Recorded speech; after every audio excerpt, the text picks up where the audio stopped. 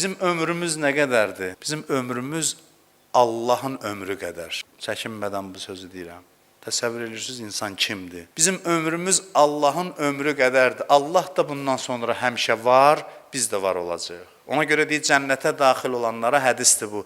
Məktub gələcək Tanrıdan, Allahdan.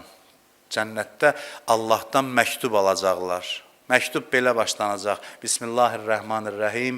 Minəl hayyil qəyyumilləzi la yəmut iləl hayyil qəyyumilləzi la yəmut. Həmişə ölümsüz olan, həmişə olan, əbədi olan Allahdan ölümsüz və əbədi bəndəsinə.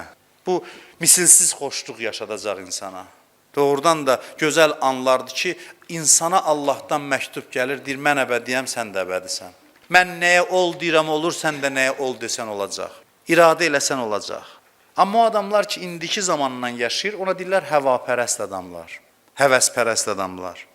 Həva budur, bax, həva-i nəfs deyirlər. Yəni, indini görür, indi istəyirəm, bu an olsun.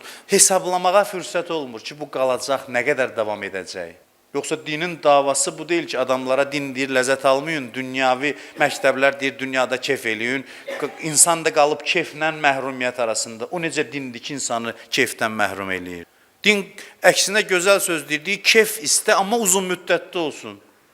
Din kefin tərəfdarıdır, ləzzətin tərəfdarıdır. Ləzzətin ən birinci tərəfdarı dindir. Sadəcə başqaları 1 dəqiqəlik, 5 dəqiqəlik ləzzət təklif edir. Din deyir, elə bir ləzzətə sahib ol ki, həmişəlik olsun. Dünyadan başlasın. Ləzzəti aparaq cənnətə aid eləməyək. Ləzzəti cənnətə aid eləməyək. Ləzzət dünyadan başlayır. Bir dindar ki, mən bunu 100 dəfələrlə sizə demişəm. Bir dindar ki, nəfəs almağından ləzzət almır, o dindar deyil. Onun dini yəni zəifdir. Bizim dinimiz bədbəxtlərin dinidir, dünyada uğursuzların dinidir, dünyada bəxti gətirməyən, işi alınmayanların dinidir. Biz bacarmadıq, zirəng adamlar dünyanı tutdular, getdilər, kef elədilər. Biz bacarmadıq, qaldı bizimki axirətə. Bu məntiqdir bizim təəssüf ki, məntiqimiz. Din ən bacarıqlı, ən uzaq görən insanların dinidir. Ən uzağı görə bilən, uzağı hesablaya bilən insanların dinidir. Peyğəmbərlərin davası bundan ibarətdir ki, həvapərəst olmayın. Yəni nə? Yəni qısa müddətli mənfəət üçün çalışmayın. Həmişəlik, hər şeyin uzun müddətlisini istəyin. Din deyir, ləzzət başlasın dünyada, arta getsin, əbədi olaraq artsın. Din bu qədər ləzzət tərəfdarıdır.